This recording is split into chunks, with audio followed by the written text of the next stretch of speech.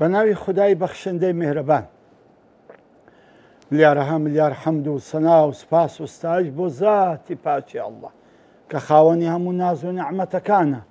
درود و سەڵات و سەلام برژە بەسەر گیانی پاکی پێشەوامە، نووری چاو و تاجی سەرمان محەممەد الموستەفا صلى الله عليه وسلم و لەسەر یار و یاوەرانی و لەسەر شوێن کەوتوانی تا ڕۆژی دوایی. ئازیزانم خۆشەویستانم، سەلام و ڕەحمەت و میهرەبانی خوای گەورە برژە بەسەر دڵ و دەرونی هەمومان. خۆشحاڵم ئەو جارش لە بەرنامەکەی خۆتان ڕێگای گەیشتن بە خزمەت ئێوەی ئازیز و خۆشەویست شاد بوومەوە.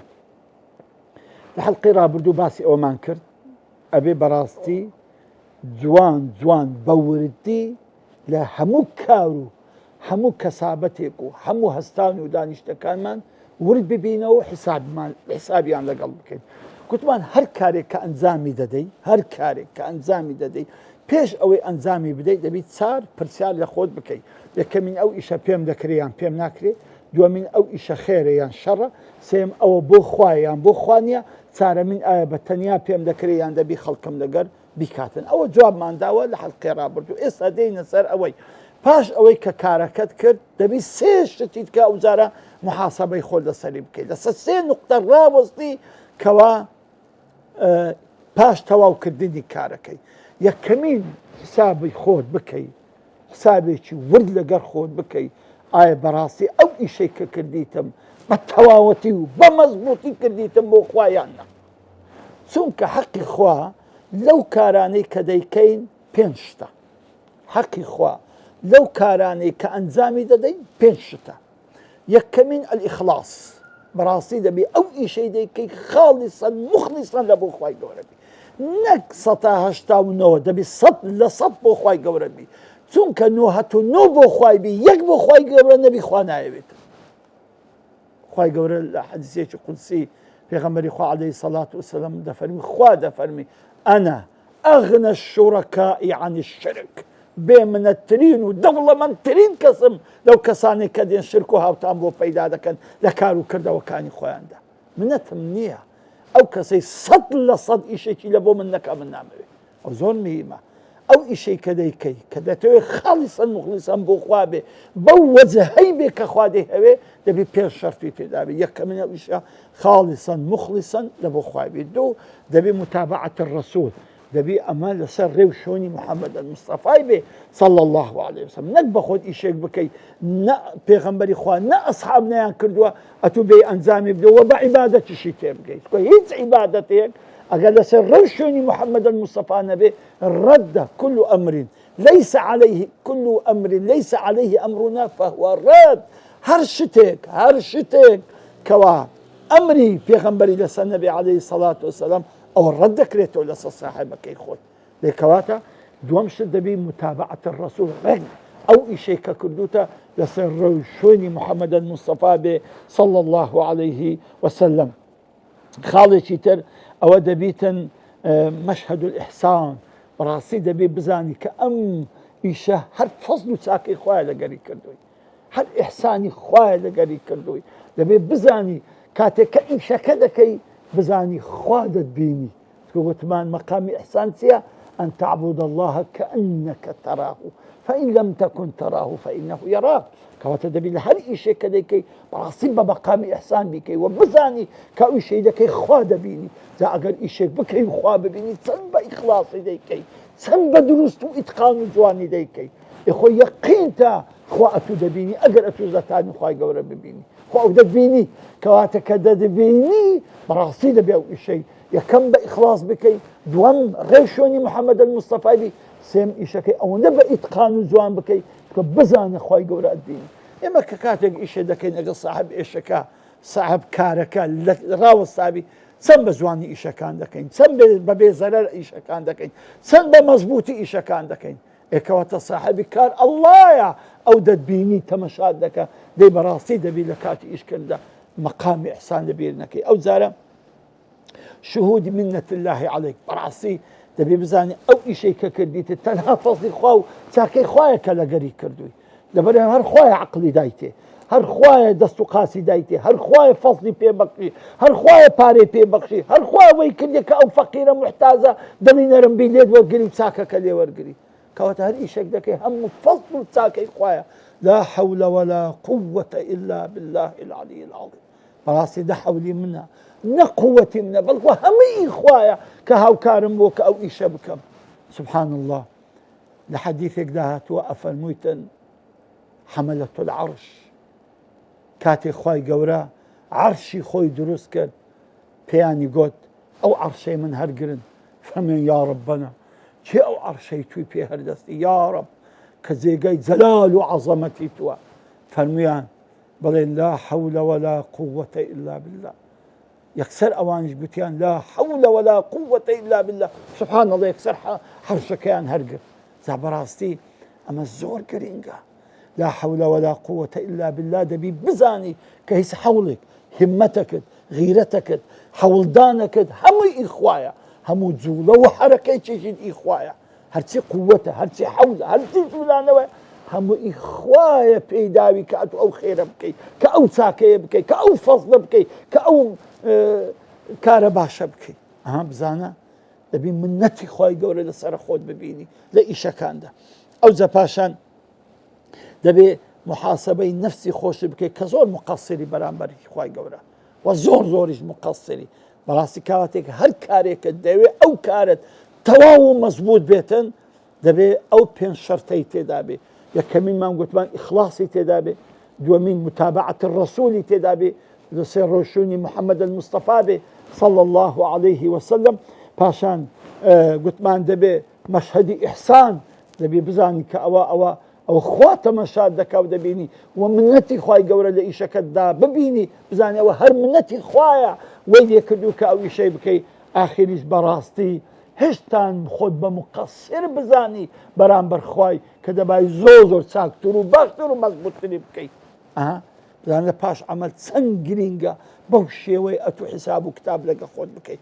خاڵێکی تریش لە پاش عەمەل کە ئەنجامی دەدەی دەبی بزانی هەندێک ئیشەیە خۆزێ و نەتکردبایە لە کردنی. بە زەنی خۆت ئەو ئیشە باش بوو، بە زەنی خۆت ئەو ئیشە خێر بوو، بە زەنی خۆت ئەو ئیشە چاک بوو، بەڵام لە حەقیقەتدا نەکردنی باشترە لە کردنی. کەواتە ئەلێرەش دەبی گلەیی لە خۆت بکەیت خۆزێ فلان کارم نەکردبایە دەزانی لەبەرچی کە ئیخلاسم تەواو نەبوو، کە متابعەی ڕەسوولی زۆر جوان تێدا نەبوو، کە منەتی خوای گەورەم زیاتر لە ئیشەکان نەدیت، کە بە مەقامی ئیحسان ئەنجامم نەدابوو.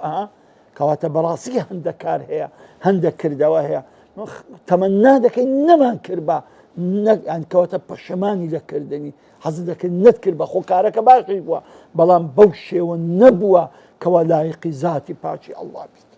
خاڵێکی تر لە پاش عەمەل ئەوەیە هەندێک شتی مباح هەیە ئێمە زلکی لەبەر دەکەین، نان دەخۆین، دەخەوین، پیاسە ئەەکەین، هەموو شۆی خەڵکی دەکەین، ئەوان شتی مباحن. وەیە ئایا بەڕاستی ئەوانم بۆ خوا کردووە یان بۆ نەفسی خۆم کردووە؟ ئەتوو کە نووستی ئایا بەڕاستی لەبوو ئەوەی نووستی تااقەت و وزەیەک وەرگری بەیانی هەستی بەڕاستی کاسبێکی حەڵاڵ بکەی محتاجی کەسی دەستی کەس نەبی؟ بەڕاستی کە نووستی لۆ ئەوەی تااقەت و وزەیەک وەرگری عیبادەتێکی جوانی خوای گەورە بکەی و بانگی خەڵکی بکەی بۆ خوای گەورە و داوا بکەی؟ ئایا کە تۆ نووستی بۆ ئەوی نووستی بەیانی دەست بە گوناح بکەی و بێشەرعی بکەی، دزی و جەردی و تاڵانی بکەی، زوڵم لە خەڵکی بکەی، ناموسی خەڵک ببەی، لە دوو ناموسی خەڵک بی، بۆچی نووستی؟ ئەو نانێک کە دەیخۆیت کە مباحە ئایا ئەو نانێک کە دەیخۆت یەکەمیشت تخوا حەقی خوای گەورە لێدا لەو نانەی؟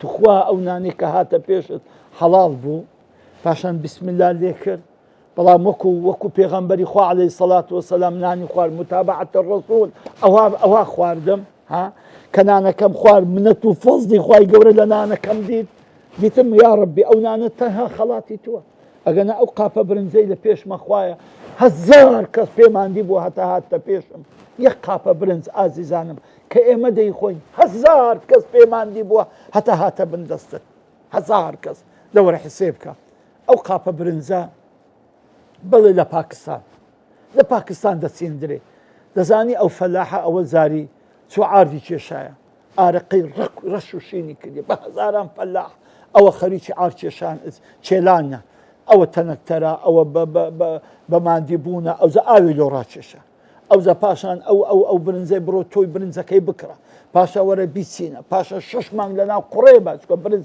هەتا چۆکە دەبی 6 مانگە لە ناو قوڕێبی ئەو زاری دەیچین دوایە دێن قڵقل دەیچین ئەو زاری بە ڕزمە دەیچین ئەو زارە قڵقل دەیچین ئەو وەرە بژاریکە ئەو زە دوای وەرە کە تەواو بوو بیدورەوە ئەو زەوەرە بە تەنەکتەری بیگۆزەوە ئەو زەوەرە بی بە ئاشی ئەو ئاشەی 2000 ئەو برنجەی سەڵتوکەکەی لێکەوە ئەو زەوەرە دۆری باریکە بی بە مەغزەی وەرە تەوزیعی دەکات لە وڵاتان تازیرەکە دەیهینی ئەو دەیکڕی ئەو دەیفرۆشی هەتا ئەتوو دەچی لە دوکانەکەی ئەو فەردە برنجەی دەکڕی ئینجا خێزانت لێی دەنێ و پەیماندی دەبی ئینجا دێتە پێشت و هەتا ئەو برنجەی دەیخۆی ئازیزان زەعتوش دەچی کەسابەت دەکەی هەزاری وەکوت و خەریکی ئیش و کاسبی و ناڕەحەتینە هەتا نانێکی حەڵال پەیدا دەکەی پارەیەک پەیدا دەکەی لێی لە بازاڕی دەکری ئەو نانە دەکەوتە پێشی ئازیزانم دەبی بەو شێوە مامەڵە لەگە نیعمەتەکانی خوای گەورە بکەین ئەگە مادام مباحە دەبێ بەڕاستی ئەو مباحە بۆ خوا بێتن لەسەر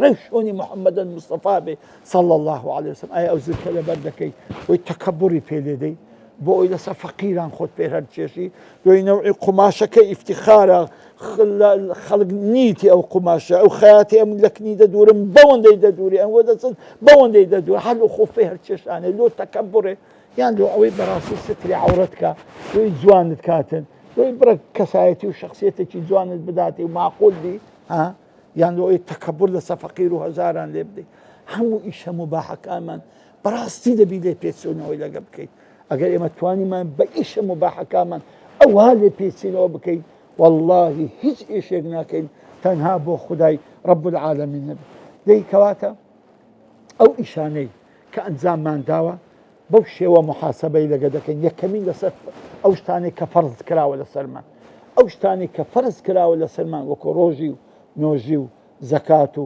سیلە ڕحم و پارەی کەسابەتی نانی حەڵاڵ و حەرامی نەیخۆن و زوڵم نەکردن و نەفەقەی ماڵ و منداڵ و ئەوانە ئەو شتانی کە فەرزە لەسەرمان دە ئەزان بزانین بەڕاستی هەمومان ئەدای کردیوە بە جوانی ئایا نوێژەکانمان بەو شێوەیە کە خوا پێڕازیە و محەممەدن مستەفا عەلەیهی سەڵات وەسەلام کردوێتی ئایا نوێژەکانمان بەو شێوەیە کە لە ڕۆژی قیامەتێ سەرم پێ بڵند بێ ئایا ئەو نوێژەم بەو شێوەیە کە ئەمانەتێکی خوای ئەمانەتەکەم بە جوانی ئەدا کردبی نوێژەکانم ڕۆژیەکانم هەموو ئەو عیبادەتانی کە فەرزە لەسەرم ئایا بەو شێوە کردوبە ئایا کە من کەسابەتی دەکەم دەبێ واجبە لەسەرم نانی حەڵاڵ پەیداکەم چونکە ئەگەر حەرام پەیداکەم عقوبە دەدرێم لێکەواتە ئایا بەڕاستی کاسبەکەت حەڵاڵە ئایا بەڕاستی معاملەکەت حەڵاڵە ئەو ماندی بوونە و هیلاکەی کە ئەتوو دەیکەی ئایا بەڕاستی حەڵاڵە ئایا ئەو کەسانێک کە نەفەقەیان واجبە لەسەرت کە بە خەویان کەی ئایا بە جوانی بە خەویان دەکەی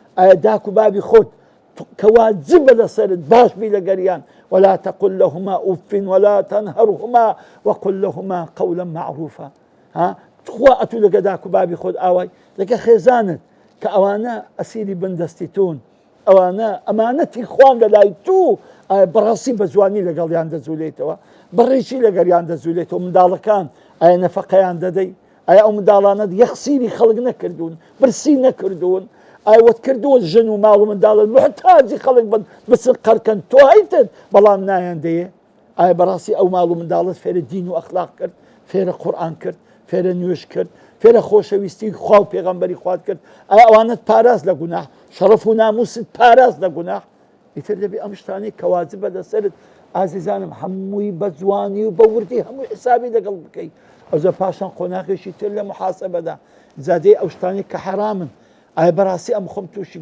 نەزەر کردووە تووشی غەیبەت کردووە تووشی دزی کردووە تووشی حەرام کردووە تووشی هەموو ئەو شتانێک کە ئینسان تووشی گوناح دەکا ئایا ئەوانم خۆم لێ پاراستووە زۆر لەو شتانێک کە خوا نەهی لێ کردووە لە غەیبەت و بوختان و نەزەر و جێڕاگرتنی حەرام و هەموو ئەو شتانە دەست و قاچ و دڵت و هەموو ئەندامەکانت ورد بەسەریاندا بڕۆ ئەوانت پاراستووە لە گوناح. خاڵی سێیەم لە کاتی محاسبەدا لە مباحەکان لەو شتانەی کە باسمان کەروکو خواردن و نووسن و جلب لەبەرکردن و سەفەر و سیاحەتدا ئایا بەڕاستی ئەمن توانیتم ئەوانش هەموو لە بۆ خوای گەورە بێ و لە بۆ ڕەزامەندی خوای گەورە بێ. ئازیزانم ئەگەر ئێمە بەم شێوەیە بەڕاستی حیسابی نەفسی خۆمان کرد ئەو وەختی بەڕاستی ئێمە جوان ئەبین لە ڕۆژی قیامەت بەرامبەر خوای خۆمان.